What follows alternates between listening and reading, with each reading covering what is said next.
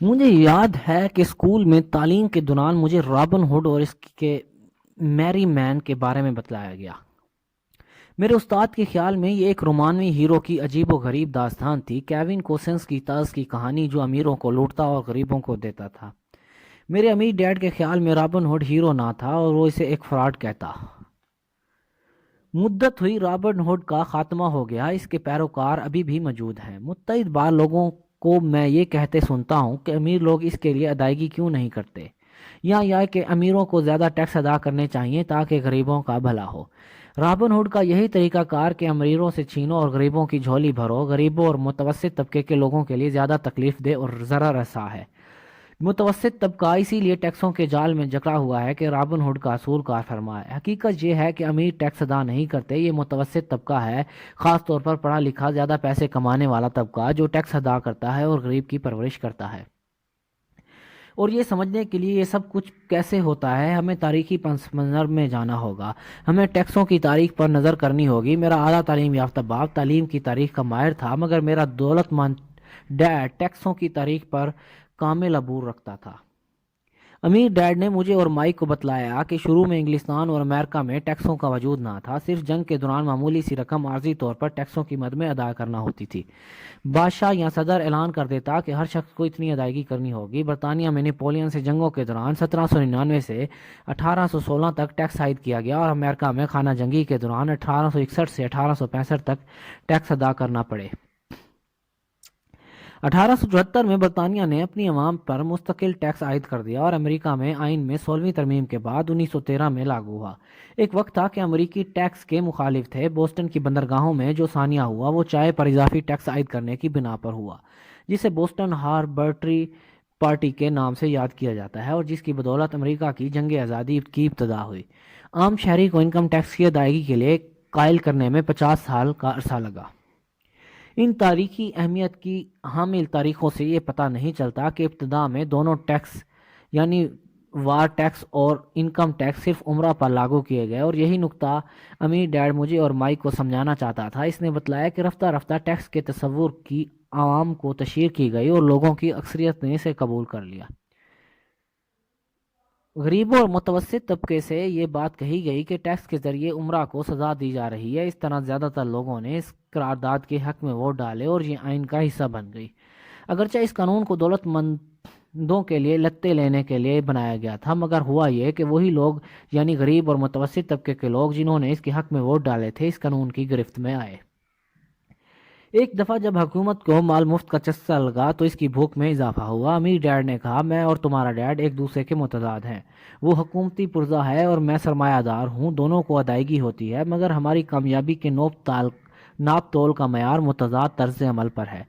اسے اس لیے ادائیگی ہوتی ہے کہ وہ لوگوں کو ملازم رکھے، جتنے زیادہ پیسے وہ خرچ کرتا ہے اتنے ہی زیادہ ملازم وہ بھرتی کر سکتا ہے، اور اس کی تنظیم اسی حساب سے وسعت اختیار کرتی جاتی ہے۔ حکومت میں جس کا محکمہ زیادہ بڑا ہوگا اتنی ہی اس کی عزت ہوگی۔ دوسری طرف میرے ادارے میں جتنے کم لوگ میں ملازم رکھتا ہوں اتنا زیادہ پیسہ بچاتا ہوں، اور اتنی ہی زیادہ سرمایہ کار مجھے عزت دیں گے، اس لیے میں حکومت کے لوگوں کو ناپسند کرتا ہوں۔ عام تاجر پیشہ حضرات سے ان کے نظریات بالکل مختلف ہیں۔ جوں جوں حکومت کی انتظامیہ میں وسعت ہوگی، اسی حساب سے حکومت کے اخراجات میں اضافہ ہوگا، اور ٹیکسوں کی شرح میں اضافہ کر کے یہ گھاٹا پورا کیا جائے گا۔ میرا تعلیم یافتہ باپ کہا کرتا تھا کہ حکومت کو غریبوں کی مدد کرنی چاہیے۔ وہ جان ایف کینیڈی اور اس کے امن دستوں کو بہت پسند کرتا تھا۔ اسے یہ خیال اتنا اچھا لگتا تھا کہ وہ اور میری ماں دونوں امن فوج کے لیے کام کرتے ہیں، اور ان دستوں کے ہمراہ تھائی لینڈ، فلپائن اور ملائیشیا جانے کے لیے انہوں نے رضاکارانہ طور پر خود کو پیش کیا۔ وہ ہمیشہ فنڈز کو بڑھانے کی کوشش میں لگا رہتا تھا کہ اپنے محکمے میں یعنی محکمہ تعلیم میں اور امن فوج میں زیادہ سے زیادہ لوگوں کو ملازم رکھ سکے۔ جب میں 10 سال کا ہوا تو امیر ڈیڈ کو اکثر یہ کہتے سنا کہ حکومت کے ملازمین سست الو ڈاکوؤں کا ایک جتھا تھا، اور غریب ڈیڈ کا کہنا تھا کہ عمرہ لالچی اور دھوکے باز ہوتے ہیں، اور ان سے ہر صورت زیادہ سے زیادہ ٹیکس وصول کرنا چاہیے۔ دونوں طرف مضبوط دلائل تھے۔ بہت مشکل تھا کہ علاقے کے سب سے بڑے سرمایہ دار کی ملازمت سے فارغ ہو کر جب گھر واپس لوٹیں، جہاں دوسرا باپ ایک ممتاز حکومتی رہنما تھا، یہ جاننا بہت کٹھن تھا کہ ان میں سے کون صحیح اور کون غلط تھا۔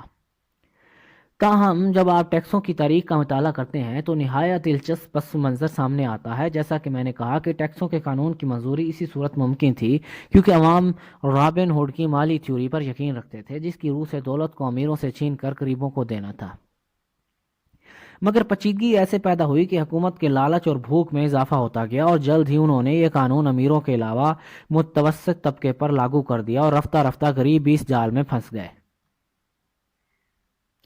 دوسری طرف عمرہ کو موقع ہاتھ لگا، اور ان کے اپنے اصول ہوتے ہیں، جیسا کہ میں نے آپ پہلے بتلایا کہ امیروں کو کارپوریشنز کے بارے میں علم تھا، اور یہ اس زمانے سے مقبول تھی جب وہ بادبانی جہاز چلا کرتے تھے۔ ان دنوں عمرہ نے کارپوریشنز کو بطور ہتھیار استعمال کیا تاکہ ہر سفر کے اثاثوں کو کم از کم خطرہ لاحق ہو۔ وہ اپنے سرمایہ سے ایک کارپوریشن بنا کر بحری سفر کے لیے مالی معاونت مہیا کرتے تھے۔ کارپوریشن بعد میں ملاحوں کو بھرتی کرتی تاکہ وہ نئی دنیا جا کر خزانہ تلاش کریں۔ اگر جہاز غرق ہوتا تو ملا بھی ساتھ ہی زندگیوں سے ہاتھ دھو بیٹھتے، مگر عمرہ کو صرف اس روپیہ پیسہ سے ہاتھ دھونے پڑتے جس کی انہوں نے اس خاص سفر کے لیے سرمایہ کاری کی تھی۔ آگے ڈائیگرام کے ذریعے وضاحت کی جائے گی کہ کارپوریشن میں لگا ہوا سرمایہ کیسے آپ کی انکم سٹیٹمنٹ اور بیلنس شیٹ میں شامل نہیں ہو پاتا۔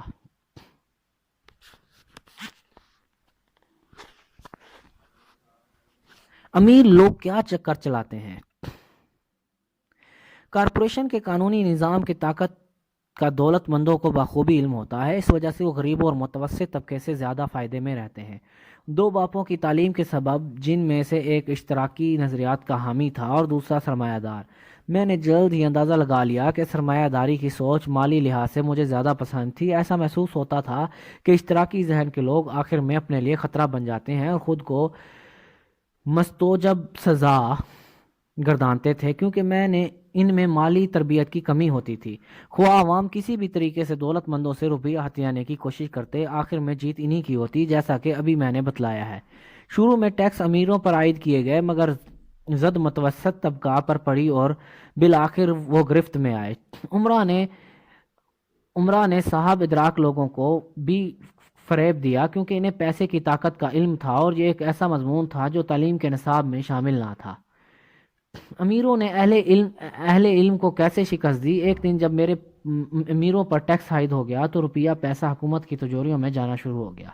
شروع میں لوگ خوش تھے، حکومت کے ملازمین کو ادائیگی ہوئی اور امیروں کو بھی۔ حکومت کے ملازمین کی تنخواہوں میں اضافہ ہوا، ملازمتوں کو کوٹا بڑھا اور پینشن مقرر ہوئی۔ امیروں کو ادائیگی اس طرح ہوئی کہ انہیں حکومتی ٹھیکے ملے اور ان کی فیکٹریوں میں کام میں اضافہ ہوا، اور حکومت روپے کا ایک بہت بڑا انبار بن گئی۔ مگر سوال یہ تھا کہ اب اس رقم کو کیسے کنٹرول کیا جائے؟ در حقیقت اس میں گردش معدوم ہو جاتی ہے۔ دوسرے معنوں میں حکومت کی پالیسی یہ ہے کہ اگر آپ کوئی سرکاری اہلکار ہے تو آپ زیادہ پیسہ وصول کرنے سے بچیں گے، کیونکہ اگر وقت مقررہ کے اندر وصول کردہ فنڈز کو خرچ کرنے میں ناکام رہے تو اگلے مالی سال میں یہ رقم خود بخود کم ہو جائے گی۔ ہر صورت تمہاری نیک نامی اور اہلیت پر حرف آئے گا، اور دوسری طرف کاروباری لوگوں کے پاس زیادہ روپیہ انہیں انعام کا مستوجب قرار دیتا ہے اور ان کی قابلیت کو سراہا جاتا ہے۔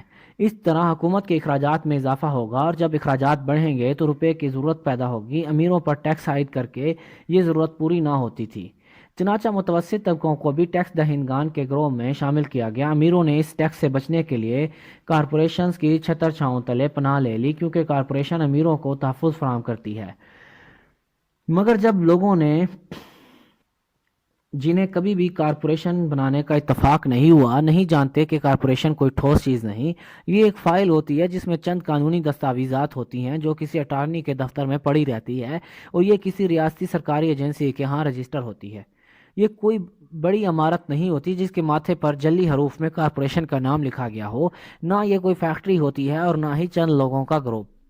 یہ محض ایک قانونی دستاویز ہوتی ہے جو ایک قانونی جسم کو روح کے بنا جنم دیتی ہے۔ اس طرح امیروں کی دولت کو ایک بار پھر تحفظ مل گیا، ایک دفعہ پھر کارپوریشنز مقبول ہو گئی جب حکومت کے انکم ٹیکس کے قوانین لاگو ہوئے، کیونکہ کارپوریشن پر عائد انکم ٹیکس کی شرح سے کم تھی۔ علاوہ ازیں کارپوریشن کے انکم ٹیکس کے رم سے کچھ اخراجات کی اجازت تھی۔ جن کے پاس ہے اور جو تہی دست ہیں، ان کے درمیان جنگ سینکڑوں سالوں سے جاری ہے۔ ایک طرف وہ لوگ ہیں جو امیروں سے چھیننا چاہتے ہیں اور ان کے بالمقابل امیر ہیں، اور یہ لڑائی ہر اس جگہ اور جب بھی یہ قوانین بنائے جاتے ہیں شروع میں جاتی ہے اور ہمیشہ چلتی رہے گی۔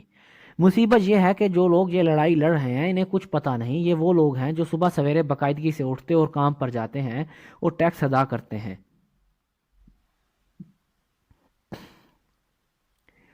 اگر انہیں علم ہوتا کہ امیر لوگ یہ کھیل کس طرح کھیلتے ہیں تو وہ بھی اس میں شامل ہو جاتے اور ایک دن وہ بھی مالی لحاظ سے خود مختار ہو جاتے۔ اس لیے جب بھی میں والدین کو اپنے بچوں کو یہ نصیحت کرتے دیکھتا ہوں کہ وہ اسکول جائیں اور دل لگا کر پڑھیں تو میں سہم جاتا ہوں۔ ایک ایسا نوکری پیشہ جس کی نوکری مستحکم ہے مگر اسے مالی معاملات کا شعور نہیں، جلد ہی پٹ جائے گا۔ ایک عام امریکی شہری سال میں 5 یا 6 ماہ صرف حکومت کے لیے کام کرتا ہے تاکہ ٹیکس کے واجبات ادا کر سکے۔ میرے خیال میں یہ عرصہ ضرورت سے زیادہ طویل ہے، جتنی زیادہ محنت کرو گے اتنی زیادہ ادائیگی حکومت کو کرو گے۔ اس لیے مجھے یقین ہے کہ وہ لوگ جنہوں نے اس خیال کے تحت امیروں سے دولت چھین کر غریبوں کی جھولیاں بھرو، ٹیکس کے قانون کے حق میں ووٹ ڈالے، بالآخر وہی اس کا شکار ہوئے۔ جب کبھی لوگ دولت مندوں کو سزا دینا چاہتے ہیں تو وہ چپ چاپ تماشا نہیں دیکھتے بلکہ جوابی وار کرتے ہیں۔ ان کے پاس دولت ہوتی ہے، طاقت ہوتی ہے، ارادہ ہوتا ہے، وہ حالات کو بدلنے پر قادر ہیں۔ وہ چپ چاپ بیٹھ کر زیادہ ٹیکس ادا نہیں کرتے، وہ ٹیکس کے بوجھ کو کم کرنے کے لیے مختلف طریقے ایجاد کرتے ہیں۔ وہ بہترین وکیلوں اور حساب دانوں کی خدمات حاصل کرتے ہیں اور سیاست دانوں پر دباؤ ڈال کر قوانین بدلوا لیتے ہیں یا ان میں کوئی درجہ بچنے کی ضرورت رکھوا لیتے ہیں۔ ریاستہائے متحدہ کا ٹیکس کوڈ اور طریقوں سے بھی ٹیکس میں چھوٹ کی اجازت دیتا ہے۔ ہر ایک کو یہ معلومات میسر ہے مگر صرف امیر لوگ انہیں ڈھونڈ نکالتے ہیں اور بروئے کار لاتے ہیں کیونکہ انہیں اپنے کاروبار کی فکر ہوتی ہے۔ مثال کے طور پر 1031 ایک معاملہ ہے۔ یہ انٹرنل ریونیو کوڈ کا ایک سیکشن ہے جو ایک بیچنے والے کو جائیداد پر ٹیکس کی ادائیگی میں مہلت دیتا ہے جو وہ ایک زیادہ مہنگی جائیداد کی خرید کے لیے رد و بدل کے تحت زیادہ منافع کے حصول کے لیے فروخت کرتا ہے۔ صرف جائیداد ہی ایک ایسا ذریعہ ہے جہاں یہ فائدہ ممکن ہے۔ جو آپ خرید و فروخت کرتے ہیں اور مہنگی سے مہنگی جائیداد حاصل کرتے جاتے ہیں، آپ پر ٹیکس عائد نہ ہوگا تا ان کا آپ خود کو دیوالیہ قرار دیں گے۔ جو لوگ ٹیکس کی اس سہولت سے فائدہ نہیں اٹھاتے جو قانونی طور پر انہیں حاصل ہے، وہ اپنے اثاثے کے کھانے کو بھرنے میں بے تحاشا سست واقع ہوتے ہیں کیونکہ یہ ایک سنہری موقع ہے جو قانونی طور پر ان کی دسترس میں ہے۔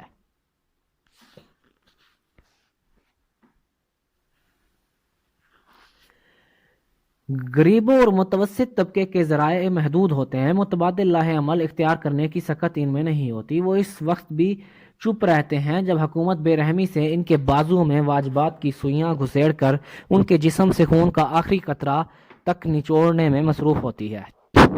مجھے یہ دیکھ کر افسوس ہوتا ہے کہ لوگوں کی کثیر تعداد ضرورت سے زیادہ ٹیکس دے رہی ہے جو ٹیکس میں تخفیف نہیں کرواتے کیونکہ در حقیقت وہ حکومت سے خوف زدہ ہیں۔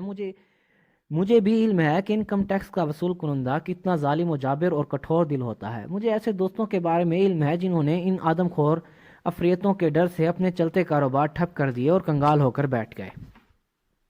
حالانکہ غلطی حکومت کی تھی، مجھے اس کا احساس ہے، مگر جنوری سے مئی کے وسط تک کام کر کے حکومت کا پیٹ بھرنا تاکہ اس ڈر سے نجات ملے ایک بڑی قیمت چکانے کے مترادف ہے۔ میرے غریب باپ نے آگے سے مقابلہ نہ کیا اور چپ ہو کر بیٹھ گیا۔ میرے امیر باپ نے بھی ایسے ہی کیا مگر وہ اس کھیل میں ان سے 2 قدم آگے تھا۔ اس نے کارپوریشنیں بنا لی اور جو امیروں کا سب سے بڑا راز تھا۔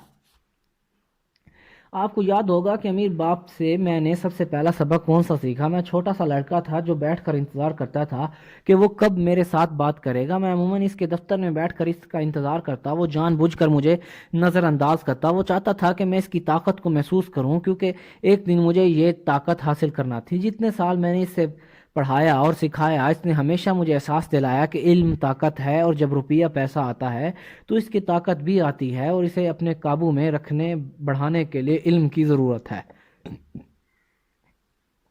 اگر علم نہ ہو تو دنیا تمہیں فٹ بال کی طرح ادھر ادھر سے ادھر لڑکا دے گی۔ امیر ڈیڈ نے مجھے مائک کو بار بار یاد دہانی کروائی کہ سب سے بڑا ستم شعار نہ مالک ہے اور نہ سپروائزر بلکہ انکم ٹیکس کا افسر ہے۔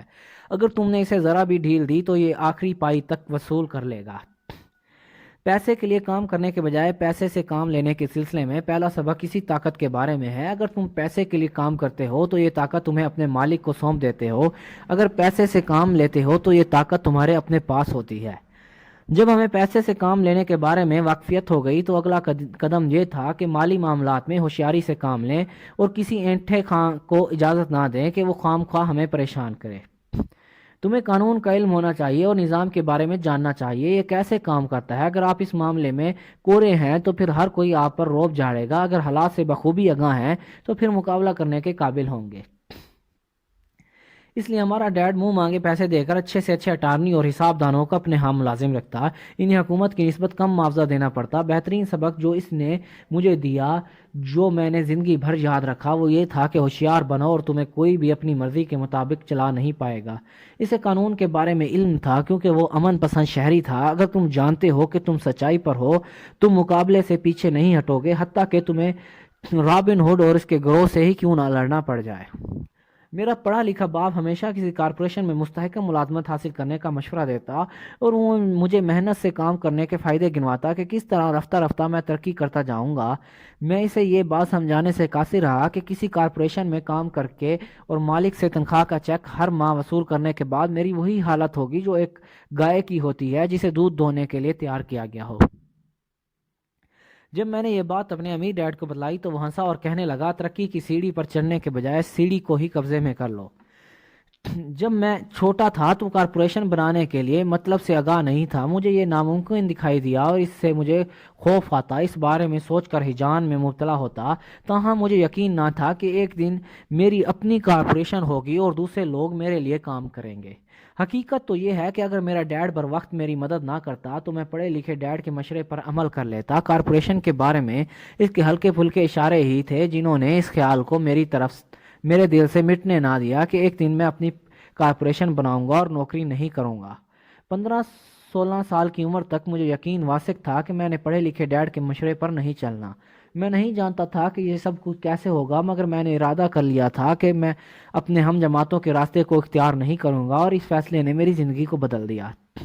جب میں 20 سال کا ہوا تو دولت مند ڈیڈ کی نصیحت مجھ پر زیادہ واضح ہوئی۔ میں نے حال ہی میں میرین کور کی نوکری چھوڑ کر زیروکس کارپ کی نوکری شروع کی تھی۔ میں خاصے پیسے کما رہا تھا، مگر ہر دفعہ تنخواہ کا چیک دیکھ کر مجھے مایوسی ہوتی۔ خاصی تنخواہ کٹوتی میں چلی جاتی اور جب میں زیادہ کام کرتا تو اس حساب سے کٹوتی میں اضافہ ہوتا گیا۔ جب تھوڑا کامیاب ہوا تو مالکوں نے میری ترقی اور تنخواہ میں اضافے کے بارے میں سوچنا شروع کیا۔ مجھے بہت خوشی ہوئی، مگر بار بار مجھے اپنے کانوں پر امیر ڈیڈ کے یہ الفاظ سنائی دیتے، تم کس کے لیے کام کر رہے ہو، کسے امیر بنا رہے ہو۔ 1974 میں جب ہنوز زیرو کسی ملازم تھا، میں نے اپنی پہلی کارپوریشن بنائی اور اپنے لیے کام شروع کیا۔ میرے اثاثے کے کالم میں چند اثاثے جمع ہو چکے تھے، اب میں نے انہیں وصیت دینے کا فیصلہ کیا۔ تنخواہ میں ہر ماہ کٹوتی نے میرے امیر ڈیڈ کی اس بات کو سچ ثابت کر دیا کہ حکومت کا پیٹ بھرنے والا نہیں، اور اگر میں پڑھے لکھے باپ کی نصیحت پر چلتا رہا تو میرا مستقبل تاریک ہو جائے گا۔ بہت سے مالکان کا خیال ہے کہ اپنے ملازمین کو اگر وہ ذاتی کام شروع کرنے کی صلاح دیں تو کاروبار پر برا اثر پڑے گا۔ ہو سکتا ہے کہ کچھ لوگوں کے لیے یہ سچ ہو، مگر میرا معاملہ یہ تھا کہ اپنے کاروبار شروع کرنے اور اثاثہ بنانے سے میری ملازمت میں بہتری واقع ہوئی۔ اب میرے سامنے نصب العین تھا، میں وقت سے پہلے کام پر آتا اور دیر تک کام کرتا تاکہ زیادہ سے زیادہ پیسے بناؤں، تاکہ میں جائیداد خریدنے کے قابل ہو جاؤں۔ جو مجھے احساس ہوا کہ خوشحالی کا دور دروازے پر دستک دے رہا ہے تو میں نے زیادہ سے زیادہ زیروکس مشینیں فروخت کیں۔ مشینیں زیادہ بکی تو میری جیب میں اس حساب سے پیسہ بھی زیادہ آیا، تاہم اسی حساب سے میری تنخواہ میں کٹوتیاں بھی بڑھیں۔ میں خوش تھا، میں جلد از جلد ملازمت کے جھنجٹ سے آزاد ہونا چاہتا تھا اور زیادہ محنت کر رہا تھا۔ 1978 تک میرا شمار اونچے درجے کے 5 سیلز مینوں میں ہوتا تھا اور ان میں بھی اول نمبر پر رہتا۔ میں جلد از جلد اس ریس سے نکلنا چاہتا تھا۔ 3 سال سے بھی کم عرصے میں نے اپنی چھوٹی سی کارپوریشن سے تنخواہ سے زیادہ پیسے بنانے لگا۔ میری یہ کارپوریشن جائیداد کی خرید و فروخت کی ایک کمپنی تھی، اور یہ روپیہ جو میں جائیداد کے کاروبار سے کما رہا تھا اور اثاثے کے خانے سے متعلق تھا، وہ روپیہ تھا جو میرے لیے کام کر رہا تھا۔ اس کے لیے مجھے دروازوں پر دستک دے کر لوگوں کو زیروکس مشینیں خریدنے پر قائل نہ کرنا پڑا۔ اب مجھے اندازہ ہوا کہ میرے امیر ڈیڈ کی نصیحت کتنی کارآمد تھی۔